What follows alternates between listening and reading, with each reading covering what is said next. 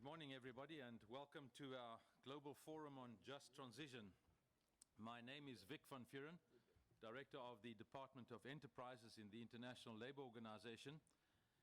And together with the UNFCCC, we are co-hosting this event, and a special welcome to Mr. William Kojo Agimang Bonsu on my right. Also on the podium, we'd like to welcome Ms. Sharon Burrow of ITUC and Mr. Thomas Christoph, who will be the panelist this morning at our opening session. Excellencies, ladies and gentlemen, it's a pleasure to welcome you to the first Global Forum on Just Transition. There is translation into English, Spanish and French. You need to use these earphones. Also, if you're not hearing very clearly, keep the earphones in. It'll increase the volume, even if it's on the same language that you're listening to, as the one that you speak. I particularly welcome international participants who have joined us from around the world. There are delegates from more than 30 countries, making this forum a truly global and multi-stakeholder forum. We are here to address a critical dimension of the global efforts to move towards more environmentally sustainable economies and societies. I'm pleased to welcome, as I've already done, Ms. Sharon Burrow, the General Secretary of the International Trade Union Confederation, and Ms. Linda Cromjohn, Secretary General of the International Organization of Employers, who will address us through a video message.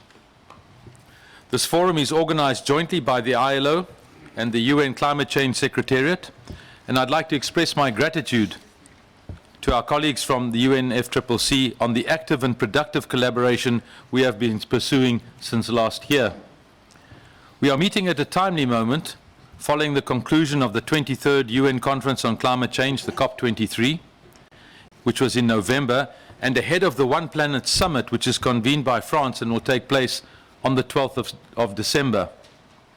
I'd like to mention that this forum takes place as the third United Nations Environment Assembly is gathering in Nairobi under the theme of pollution, and many of our colleagues in this particular portfolio are down in Nairobi.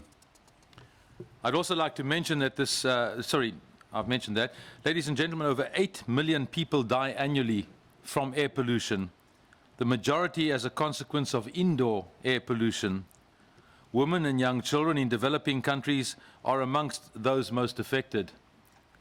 Pollution is a factor of illness, leading to lower productivity for workers and enterprises, and loss to economies and societies. Therefore, the global effort to change our energy and production systems for cooking and heating towards cleaner fuels, processes and technologies has more than environmental purposes. It is about ensuring a decent life for millions of people, women and young children around the world, and indeed ensuring a just transition for all. At the moment, we're battling with an unemployment figure of around 200 million people. And if you take those who are in vulnerable employment, that number increases drastically. These are areas that we need to take care of if we also want to have a positive impact on the environment and people at the same time.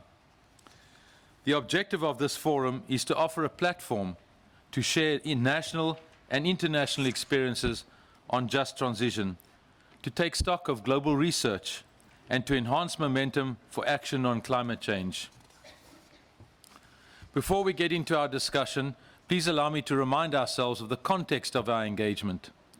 The Paris Agreement on Climate Change, adopted in 2015, stresses the imperatives of just transition and the creation of decent work as essential dimensions of action to address climate change. But you may wonder what transition is all about, as the concept and its practical implications could mean different things to different people. Let us start by recognizing that policy responses to climate change will impact economies and societies in many ways. But when considering labor market implications, the nature and scale of impacts will differ from country to country. Economic sectors and industries will be affected in different ways. Generally speaking, some new jobs will be created, others will just be substituted, yet others eliminated without substitution, and therein lies a huge challenge for us. There is strong evidence to suggest that overall, net job gains are possible if policies needed to make the transition work for all are in place. And this is going to be a key component as we go forward, because it's that needed job creation that we're looking for.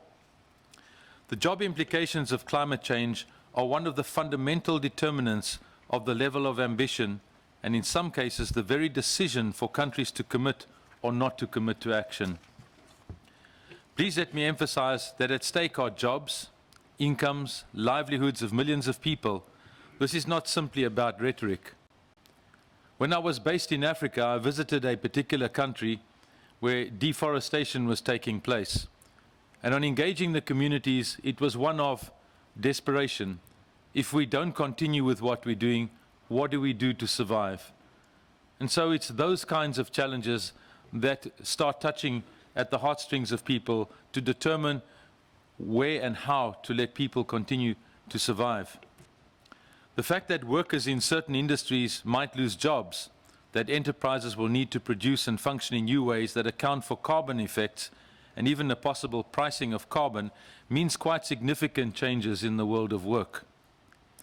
The fear for jobs could easily overshadow the many opportunities for decent and green jobs that a transition to greener and climate-resilient economies could offer for all countries. Therefore, policies, planning, dialogue, and common understanding matter. Our common goal is to maximize opportunities for job creation and to minimize and mitigate risks of job losses and social disruption. This is the reason why the ILO constituents formulated guidelines for just transition towards environmentally sustainable economies and societies for all. The guidelines offer a guiding framework and a practical tool upon which countries can build on to establish policies and processes required in national contexts. The ILO tripartite structure puts the ILO in a unique position to do that, and it's great that we have our social partners with us on this platform. It can bring together representatives of governments, workers and employers, organizations to forge consensus and mobilize all actors around common goals of decent jobs in a safe climate. The agenda that we have is central to the world of work. As the ILO DG put it in his report to the International Labour Conference this year, the organization can only pursue its mandate for social justice effectively if it integrates environmental sustainability into the decent work agenda. And those of you who know the workings of the ILO well will see that we now have as a new cross-cutting theme the green jobs agenda.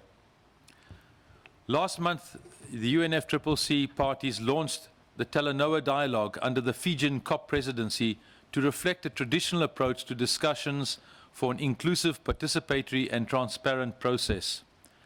Today we are beginning that Talanoa Dialogue on just transition and decent work with a view to contribute to the global dialogue that will take place throughout 2018.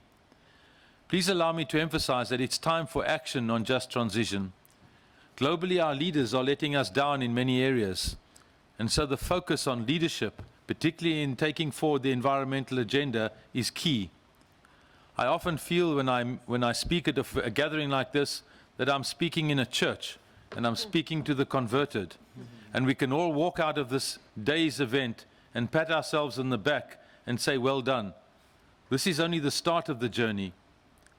This is a period where we as experts in this field on the green economy need to reflect and brand our product in such a way that we can sell it to the constituents out there where the impact will and needs to be felt. As countries prepare for a review of their nationally determined contributions to raise the ambition level in 2020, there's a unique opportunity to reflect clear policies and measures to enable just transition in national context of each country. We need to consider how social protection can help in the adaptation to climate change, how skills development can ease the transition in labour markets and enable migration measures. If we had to do an audit of all the developing economies, we'll find that our education systems are lacking in this particular area and need to be updated. We need to look at how entrepreneurship will unleash the potential for new job creation, particularly in the renewable energy area, how gender dimensions and specific to indigenous and tribal peoples can be addressed. And finally, how social dialogue can make it possible for all relevant actors to participate in the formulation and implementation of responses to climate change. We need to remember that process is as equally important as content, And so we can put policies together, but unless we have the processes to implement them, and social dialogue needs to be at the core of that, we won't succeed. I strongly believe that together we can create a community of practice and contribute concrete ideas, research and analytical tools, policy initiatives, and country experiences. The Future of Work initiative and the Green initiative of the ILO can play a central role in this regard to promote decent work, social justice, and decisive action against climate change. I'd like to thank our partners in the UN system, members of the GAIN network, country representatives, and our funding partners, in particular Sweden, for their support. Our partnership with Swedish International Development Agency, SIDA, made it possible to initiate a pilot application of the guidelines for just transition in Ghana, the Philippines, and Uruguay. And there is a need and demand in many more countries that must be responded to.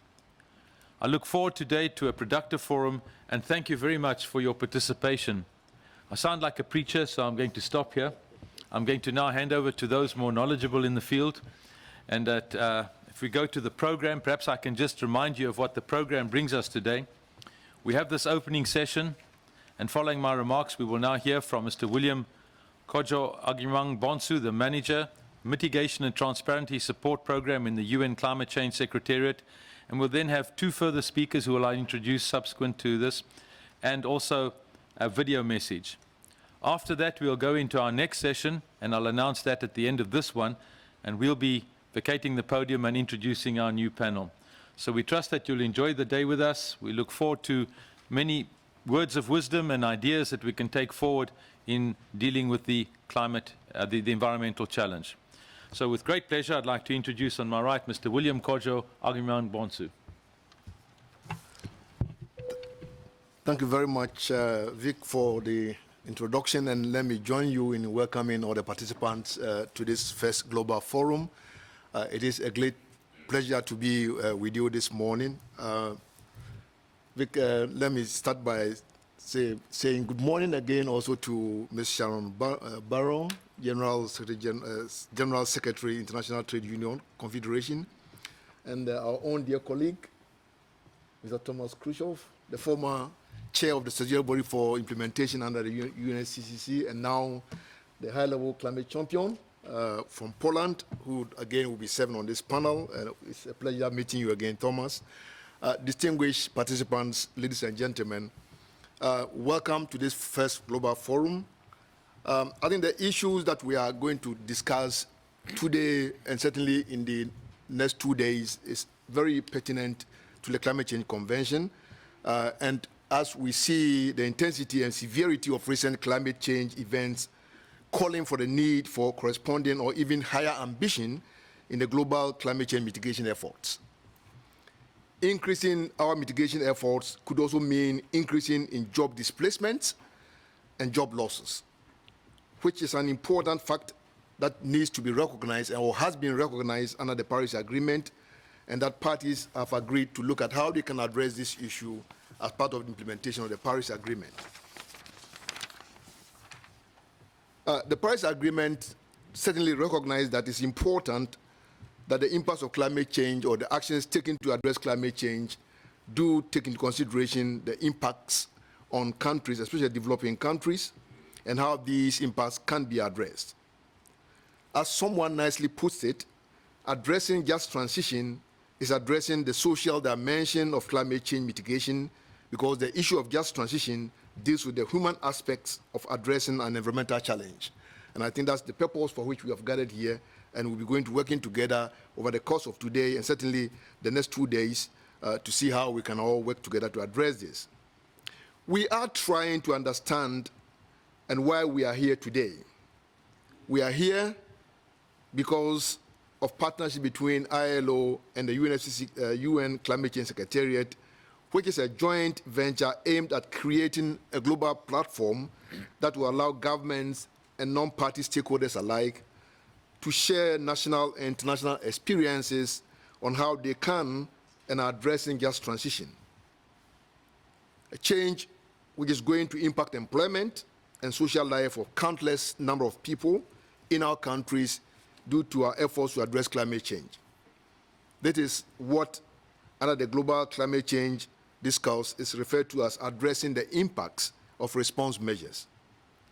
We are also here to take stock of the global research and to enhance momentum for action on climate change by minimizing the negative impacts of our actions, but also maximizing the positive impacts as a result of that. Efforts to reduce global greenhouse gas emissions will have differentiated impacts, certainly on a number of sectors.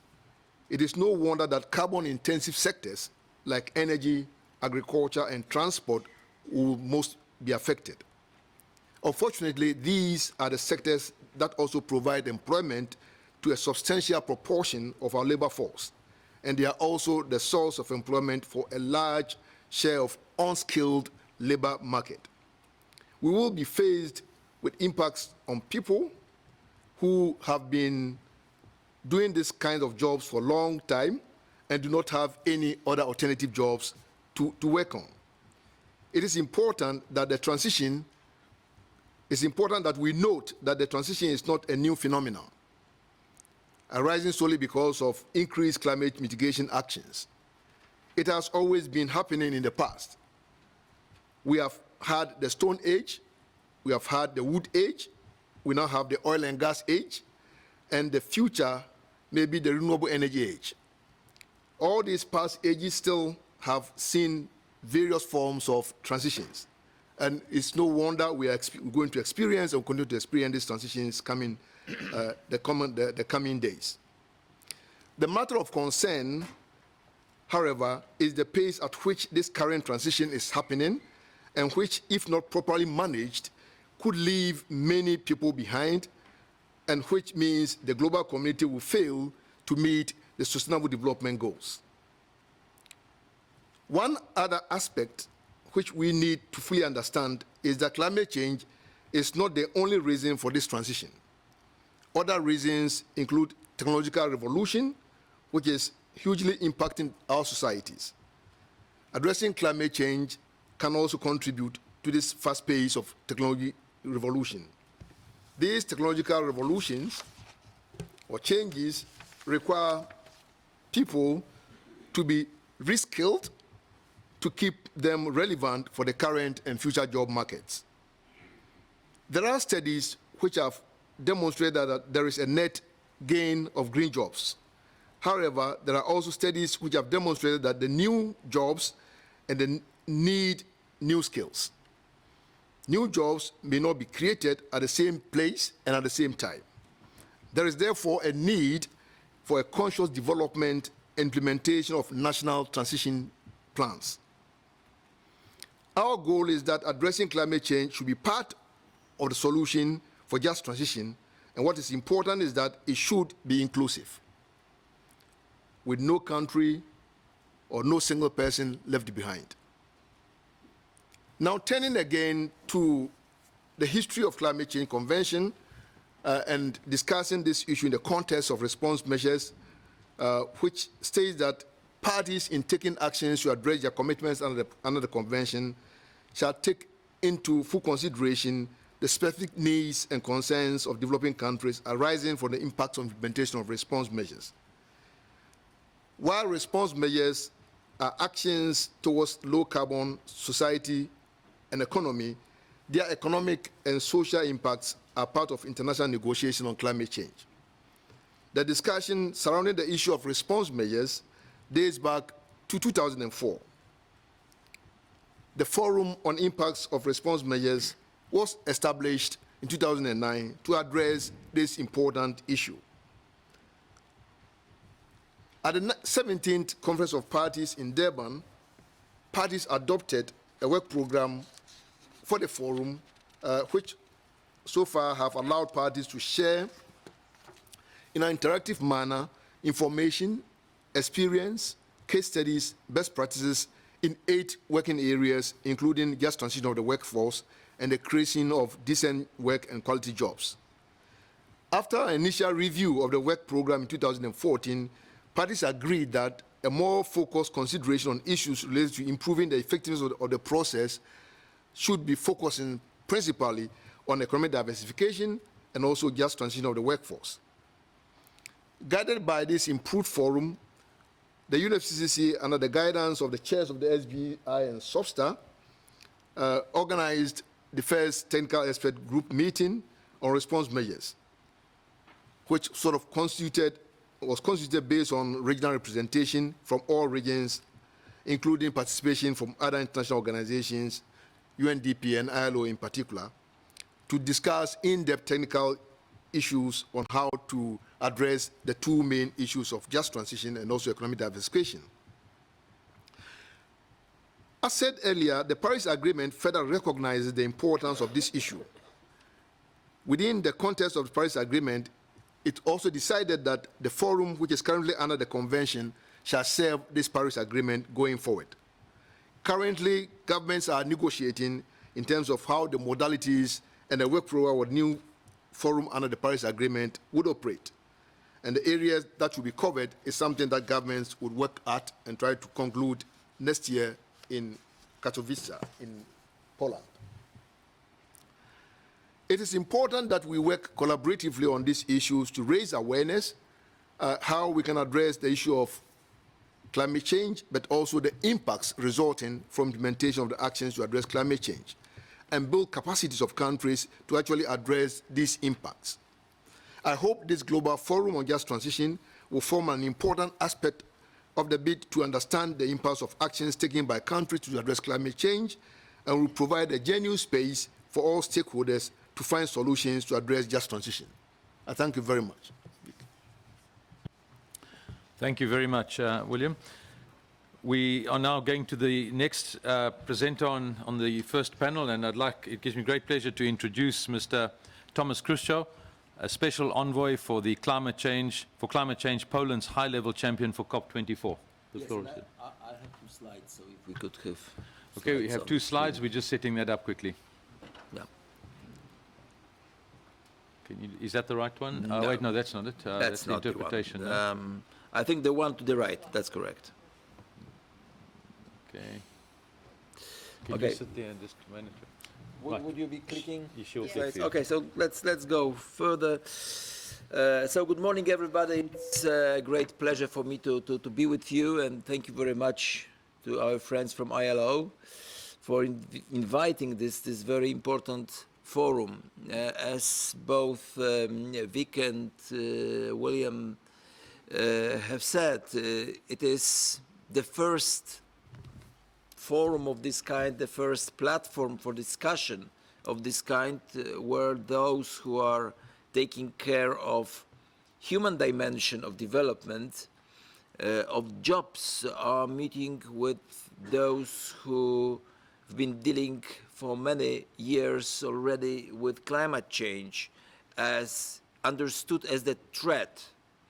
But what we are trying to do, especially after Paris, is to change our understanding from threat to opportunity. And, well, let's discuss the opportunities. Distinguished colleagues, can we go back? Yeah.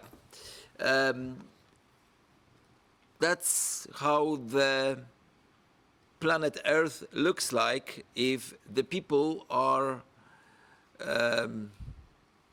just living without planning, without proper development. Yes, in medieval ages, we've been very few on the planet, so single castle was not the biggest threat to the environment. But nowadays, with millions of square kilometers being deforested and degraded, with completely chaotic development of mega cities, this action changes environment. And of course, it changes the planet, it changes the climate. We are growing in numbers as humanity, and our ability to live peaceful life in the future, it all depends how harmoniously we'll be able to develop in the future. And if we could just go to the next, we've got SDGs, luckily, that has been adopted just 2 months before Paris Agreement, which are all about human development. Whatever piece we will look into, we will find human development. We will find human dimension of this development, starting from no poverty and zero hunger, which are overriding priorities for every single responsible politician. Doesn't matter from developed or developing country. So human development becomes the central part of every thinking of the future, every thinking of how we can implement international treaties. Yeah. Let's go. Thank you. That was also the part of the thinking that my country had to implement back, well, almost 30 years ago, when we started our transition, our way from centrally planned, inefficient economy to where we are now. It does not mean that this trip is over, but this trip is well advanced already. And it is about changing the industry, changing the politics, changing and helping, hopefully, the nature. This transition affected politics. This transition affected economy. This transition took into account social concerns. Well, I'm not sure if to the extent that we would like to see now. And of course, this transition was based on building the institutional capacity, which of course used relatively well-developed human capacity of individuals, but the organization of the country, of the institutions, was completely new after early 90s. What was true for Poland at that time, it is still true for the majority of countries that struggle with high demand for final energy, with no efficiency measures being deployed, that are dependent on external supplies of energy, gas, coal, which struggle with inadequate development of the transmission grids, where the commitments on environment and climate protection are sometimes very new to the local politics. And there are other inadequates, which every country that is undergoing the development program is now struggling with. This transition impacts many sectors, and the coal sector is a very good example of what this transition meant in practical, quantifiable figures. The extraction went down from nearly 200 million tons a year down to not very much more than 60 million tons. And that happened to the employment in this sector. What we can share with others is that these impacts could be mitigated. Well, in terms of our country, as the EU member state, we have the system of some free allocations of emission allowances under the EU ETS. We have very well developed financial scheme that assists environmental investments. We can access EU funds.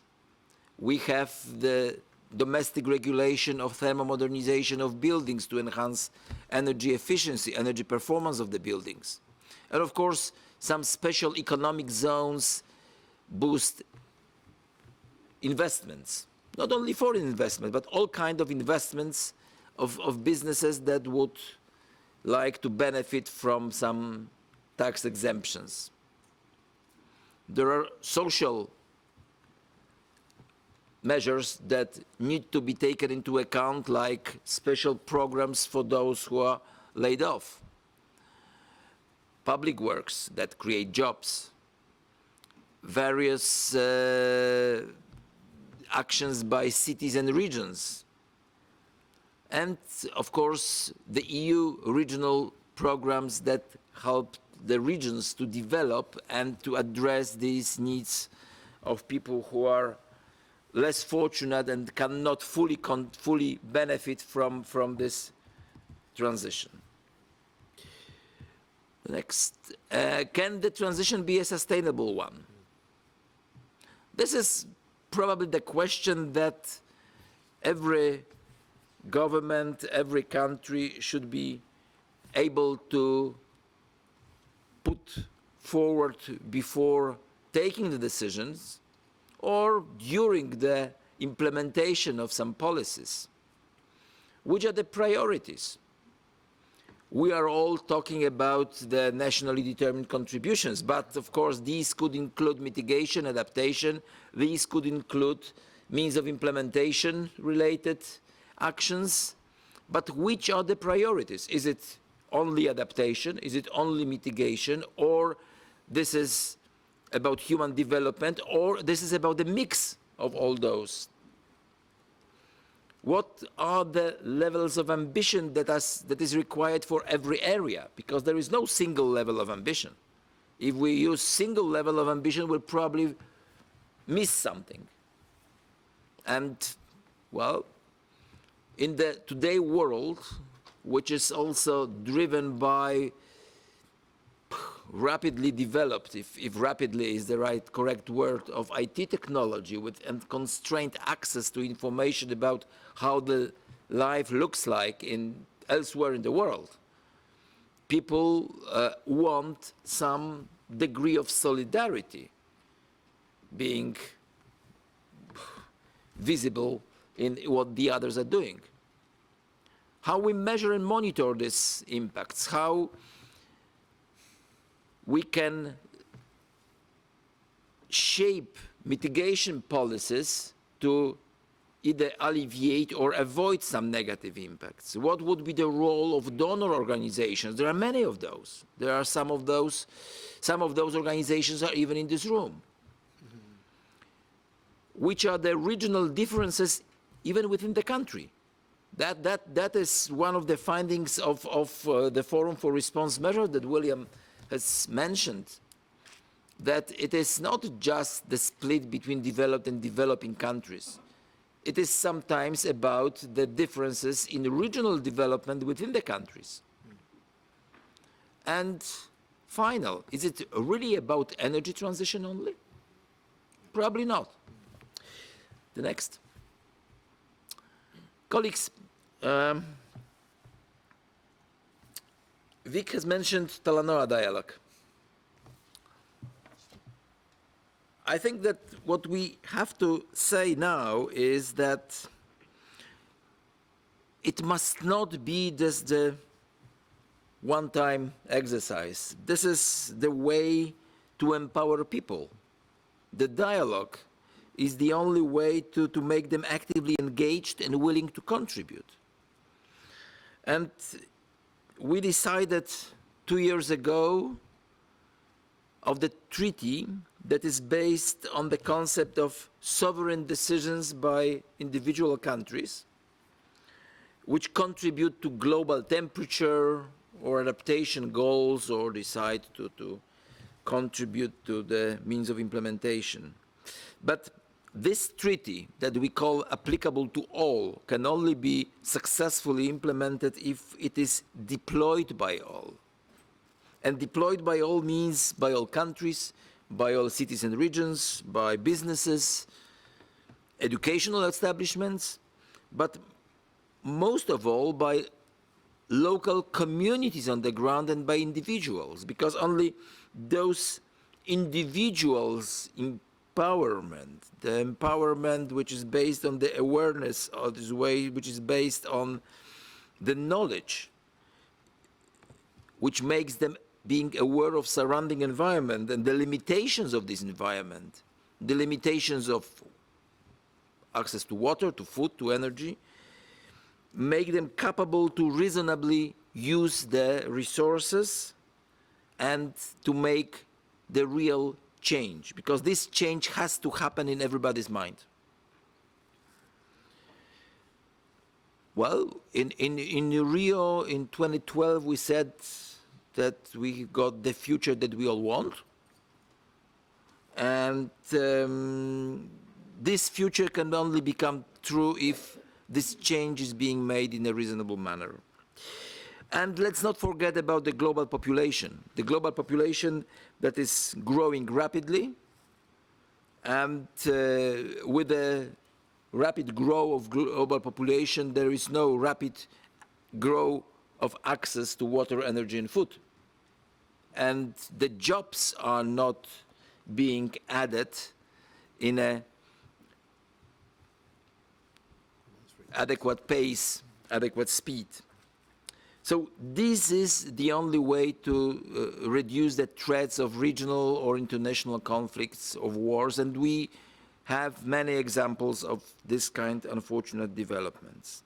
So, ladies and gentlemen, I think that this panel, this forum, will have a lot of important tasks ahead, and I truly hope that it's not going to be just a single, the first and the last forum, but it's going to be the first, and the subsequent forums will follow.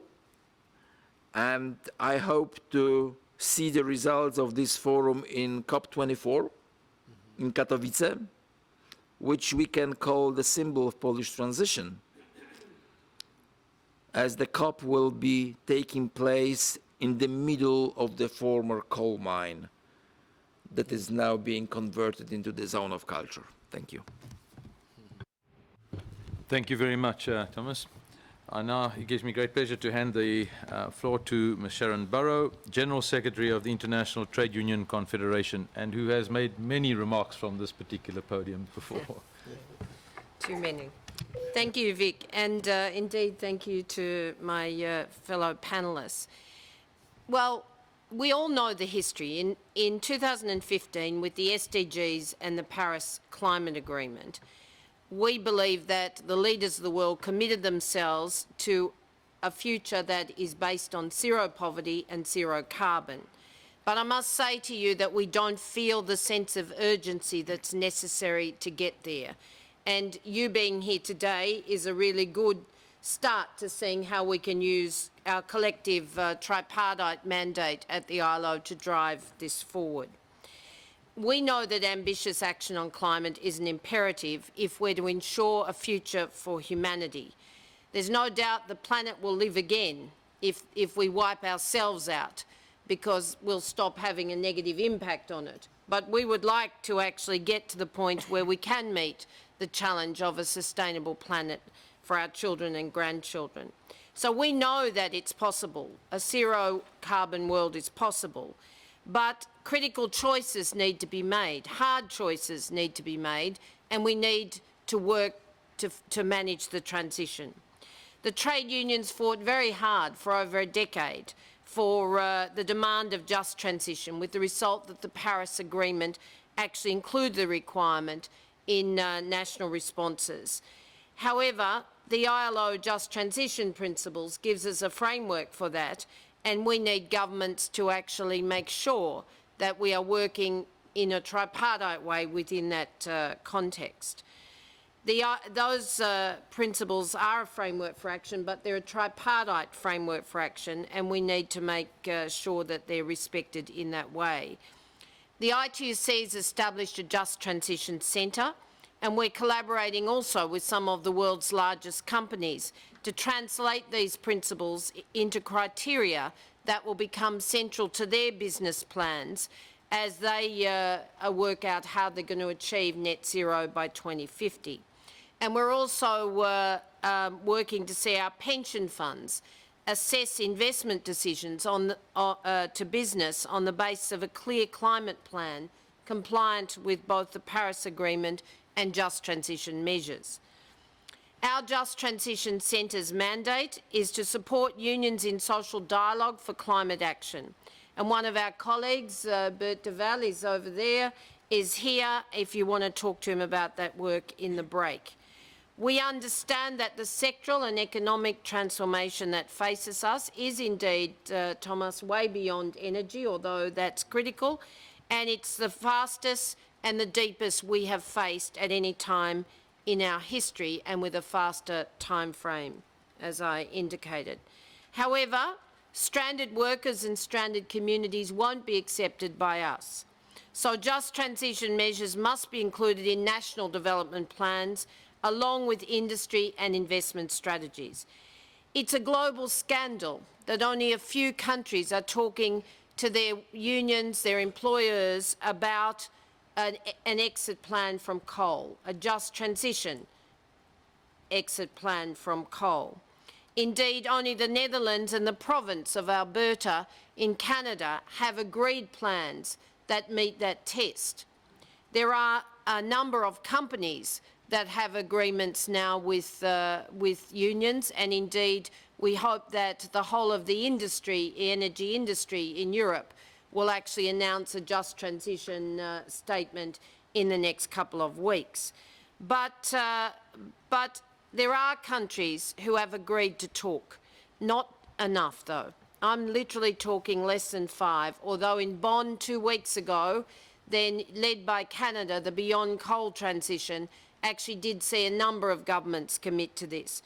But that has to be considered a scandal when you think of the time frame. You know, if you just take one company that is working very clearly to both downsize its coal dependency or its fossil fuel dependency totally, but upscale its renewable energy, is Italy's Enel.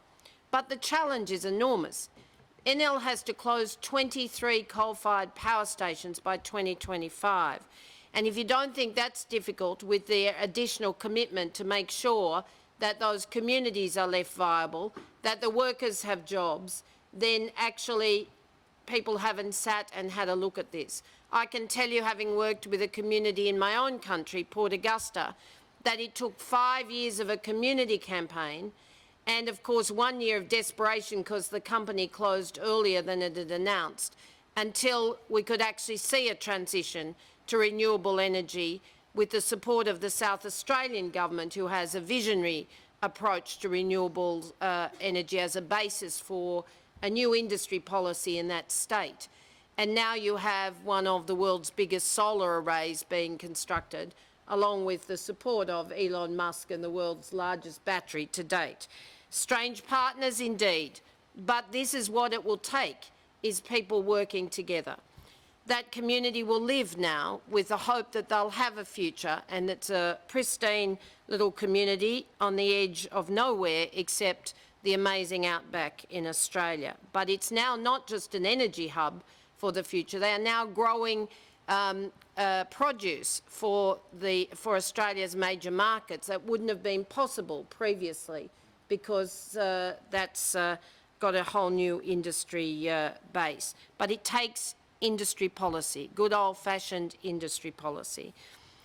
But with the guarantees of just transition, we can work to prevent the fear.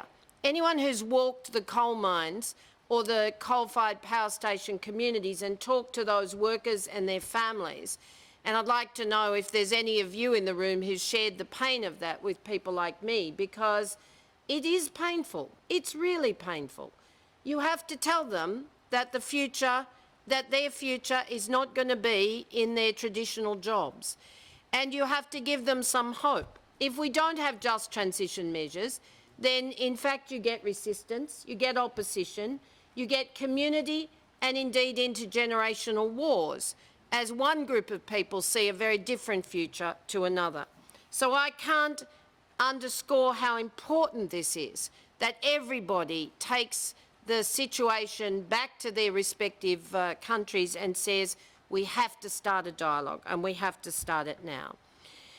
I mean, it's not rocket science that people tell you that they're not worried about, they know that climate change has to be acted on. Overwhelmingly, they want governments to work together, but they're deeply anxious about their jobs and indeed the threats to their security and opportunity. And we have to turn that around with the hope of just transition measures.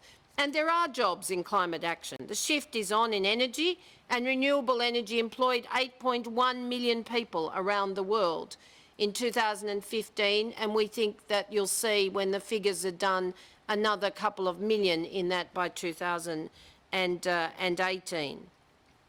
Investment trends in this sector are now outstripping that of fossil fuels, and when the New York governor announced recently in my presence that there was, in fact, he was going to oversee some 700,000 buildings in just one state in the US being retrofitted, there are thousands of jobs in that. But we need the solidarity across developed and developing economies to make that possible. And that's just a couple of areas in one industry, construction mainly at the moment. But when you look at the industrial shift, particularly in cement and aluminium and steel, those areas they said we could never clean up. Well, now in Sweden, they've cracked the technology for emissions-free process in steel.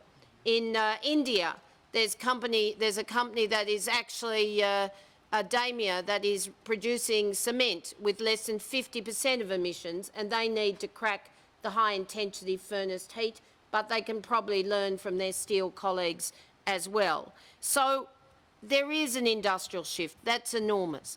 But bringing the workers to the table who know how the industry works, making sure they're on the team for designing the future is critical for both productivity and for hope. What I will say to you, though, is that to see new energy or related jobs or jobs in the supply chains of new energies paid a fraction of the wages and with lesser conditions than traditional jobs in the sector is not acceptable. And we cannot accept, of course, anywhere that workers and communities dependent on fossil fuels will be abandoned as the investment shifts. Industrial transformation is generating new companies, and that's welcome. But we also want to see transparent plans for existing companies in production and distribution to transition to renewable energy or to renewable or cleaner technologies with the protection of jobs. The demand for new industrial processes is growing at a pace that requires both government and industry planning with their workers and indeed R&D investment. Facilitating the social dialogue that allows for government, business, trade unions and civil society to collaborate in national industry and community planning, I cannot underscore this heavily enough. It must be the first priority on the table in every nation. Clean technologies, energy efficiency, retrofitting, infrastructure built to green standards, investment priorities, information technology and digital distribution systems, as well as demand management of all sectors inclusive of upstream and downstream supply chains. This is an imperative for both reducing emissions and jobs, but it's a massive task. So I would say to you, to the ILO, that country programs are critical, but they have to be ambitious, they have to have all parties at the table, and we know that the ILO is well placed to ensure a tripartite approach. But even though we've tested the principles in a few countries, Vic, we need to scale that up to all of the members of the ILO in country terms. For coal and oil communities, then community renewal is hard. I can tell you I've spent hours talking to investors, to community groups in a number of countries in Europe, in the US, in my own country, and in Africa. And it's really hard because when you're saying to investors, we want you to invest in startups or in new energy hubs or new industry hubs, then the risk is much higher. So we need new financial mechanisms. And yesterday I spoke to the eminent persons group of the G20. We have to have creative, risk-guaranteed startup investment. It's that simple. And it's not all in huge industry activity, although a lot of it will be. Some of it's in community-based livelihoods that build the companies of the future. I must say for cities, then we have great hope. Where there are progressive mayors, and there's now more than 80 of them engaged in a network, and we have set up roundtables with a number of these to bring Labor to the table along with employers, then that's real hope, because that's where the major population is. So we mustn't ignore the rural sectors, but if we can generate the shift in cities, we'll get a long way towards that net zero ambition. And where national governments are not acting, and let's be really honest, that's in most of our countries right now, then you've seen that cities and indeed state or provincial governments can take a lead. So we need to work at every level of government and with industry and our unions. I would say to you that there's a real upside for unions in this if we are indeed, if we have country partnerships with governments to promote collective bargaining, because the more we engage to reduce emissions, the more money companies save on carbon pricing or electricity costs, the more there is in resource productivity to actually distribute in terms of wages and benefits. So this is a win-win for everybody, as long as we don't let the corporate greed of the current model dominate the future. Sharing prosperity based on resource productivity is a really great ambition for people to again drive hope and to actually boost our boost economic demand. So for parents everywhere, you can have a dialogue with parents. We're having a dialogue with parents. They know that they need jobs for their children and, of course, their grandchildren. We're all community centred. If we actually drive this dialogue, we can make a difference and we can provide quality jobs for future generations. So, Tomas, in closing, let me say to you, we want to work with you and with the ILO, because we'd love to see a Katowice declaration on just transition. If we could have this declaration, not only would it work for communities like Silesia, where you're making the transition, but it would give hope to the world. So we ask you to include Labor at the centre of the Talanoa dialogue. We'd say employers at the centre of, particularly those with progressive views, at the centre of the dialogue. And let's make something really grand come out of what is a fearful environment for everybody, and you know it better than anybody. Just on a final note, can I say it's not just about climate. Climate is central, and we've faced labour market disruptions before, but not on the scale we face them now, and not with the convergence of climate, digitalisation, animation, robotry, 3D printing, reshoring, artificial intelligence, and demographics. People, I can tell you, because we do the polling, are not worried about technology. They are actually supportive of climate action, but they are deeply anxious indeed across all these fronts about their jobs. So just transitions are central across all fronts. And if we get it right on the climate front, it will make for progressive countries and communities and an economy that's very different to the failed economic model of today. So for us as trade unions, it's a simple message. Just transition means no stranded workers, no stranded communities.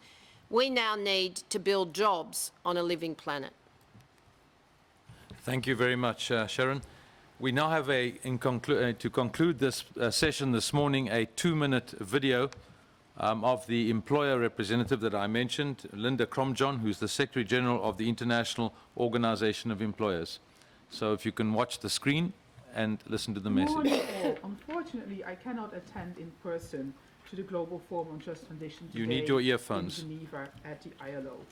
I really welcome all participants, because this is an important topic to discuss today and in the future to come. And in doing so, we must ensure that all stakeholders are engaged in this process, because this is not something we can do on our own in combating, I would say, the climate change and the measures we need to take together.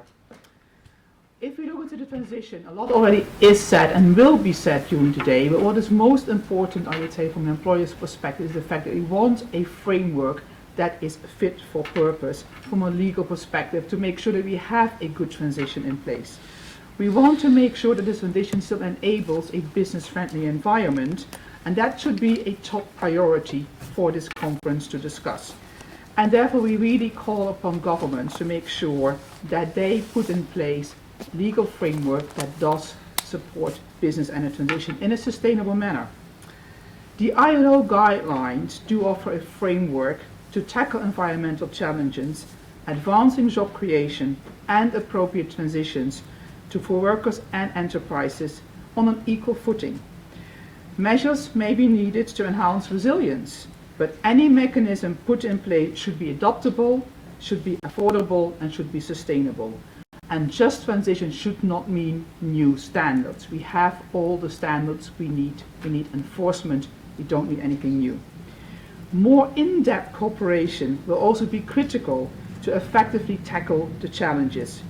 We therefore need to develop channels that facilitate private sector participation in the UNFCCC process. Business is part of the solution. That is why we are here today, together with all the other stakeholders, to engage in a discussion, in a dialogue. And we call upon all stakeholders to make sure that we build bridges, not walls. I thank you very much for your attendance and wish you an engaged discussion today. Right, thank you everyone. I think our four presenters, the three with us and the one short message we've had, deserve a round of applause for an excellent contribution.